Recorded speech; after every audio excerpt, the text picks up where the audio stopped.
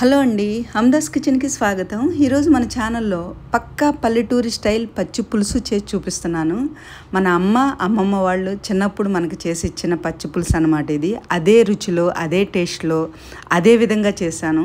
మీరు చిన్నప్పుడు అమ్మమ్మ వాళ్ళ ఇంటి దగ్గర, అమ్మ దగ్గర తిన్న వాళ్ళైతే ఆ రుచి అందరికీ తెలుసు. ఇప్పటి వాళ్ళకి తెలుసో లేదో తెలియదు, కానీ మన చిన్నప్పటి నుంచి తిన్న పచ్చి పులుసు అన్నమాట. పక్కా పల్లెటూరి పచ్చి పులుసు. ముందుగా స్టవ్ మీద కళాయించి ఒక హాఫ్ స్పూన్ ఆయిల్ తీసుకోండి, ఎక్కువ అవసరం లేదు. ఒక హాఫ్ స్పూన్ జీలకర్ర, ఒక 5-6 ఎండుమిర్చి అనేవి చిన్న ముక్కలు కట్ చేసి చక్కగా వేయించండి. అవి మాడకుండా దోరగా వేయించండి. మన అమ్మమ్మ వాళ్ళైతే పొట్టు పొయ్యి మీద చక్కగా వాటిని ఎర్రగా కాల్చి ఎండుమిర్చిని అలాగే నలిపేవాళ్ళు.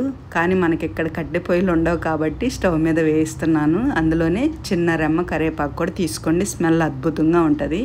వీటిని కాస్త కచ్చాపచ్చాగా చక్కగా మిక్సీ చేయండి, సరిపోతుంది అనమాట. కాస్త ఆరిన తర్వాత మిక్సీ చేసుకోండి, ఎందుకంటే వేడి మీద అయితే కాస్త ఇబ్బంది కాబట్టి. ఇది కొంచెం చల్లారిన తర్వాత కొంచెం పరకగా అలా మిక్సీ చేయండి, సరిపోతుంది. ఇప్పుడు ఒక పెద్ద సైజు ఉల్లిపాయ కూడా ఇలా కట్ చేసుకోండి. నేను చూపించిన విధంగా పచ్చి పులుసులో ఉల్లిపాయ ముక్కలు అనేవి కంపల్సరీ ఉండాలి. అలానే మనం వేయించి చక్కగా కచ్చాపచ్చాగా దంచిన మిక్సీ చేసుకున్నాం కదా ఎండుమిర్చి అనేది, అది కూడా ఉల్లిపాయల్లో వేసి చక్కగా కళ్ళుప్పు తీసుకోండి. ఇందులో కళ్ళుప్పే తీసుకోండి, చాలా రుచిగా ఉంటుంది. ఇప్పుడు ఆ ఉల్లిపాయల్లో సారం అంతా దిగేలాగా చక్కగా దాన్ని అలా పిసకండి. ఎందుకంటే చిన్నప్పుడు అమ్మ వాళ్ళు చేస్తుంటే పక్కన కూర్చుని చూసాం కాబట్టి ఇదే విధంగా చేస్తున్నాను. దీనికి స్టవ్తో పని లేదు.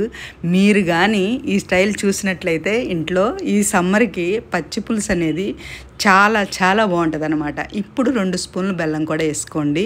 ఇందులో ఆ కారం, పులుపు, చక్కగా ఉల్లిపాయలు, ఆ చక్కగా మనం తీసుకున్న బెల్లం తీపి అనేది ఎంత రుచిగా ఉంటుందంటే పచ్చి పులుసు అనేది చాలా బాగుంటుంది.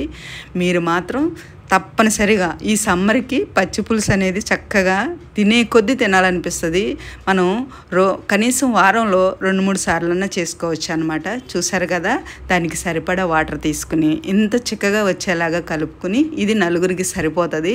నేను చూపించిన విధంగా మీరు పచ్చి పులుసు అనేది ట్రై చేయండి. నేను చేసిన ఈ పచ్చి పులుసు అనేది మీకు నచ్చినట్లయితే మన హమ్దాస్ కిచెన్ మాత్రం తప్పనిసరిగా మీరు సబ్స్క్రైబ్ చేసుకోండి. ఎందుకంటే ఇవన్నీ పల్లెటూరి వంటలు అన్నమాట. మీకు నచ్చుతాయి, తప్పనిసరిగా నచ్చుతాయి. కాబట్టి మీరు కూడా ఇంట్లో ట్రై చేసి చక్కగా మీకు ఎలా వచ్చిందో కూడా నాకు కామెంట్ చేసి తెలపండి.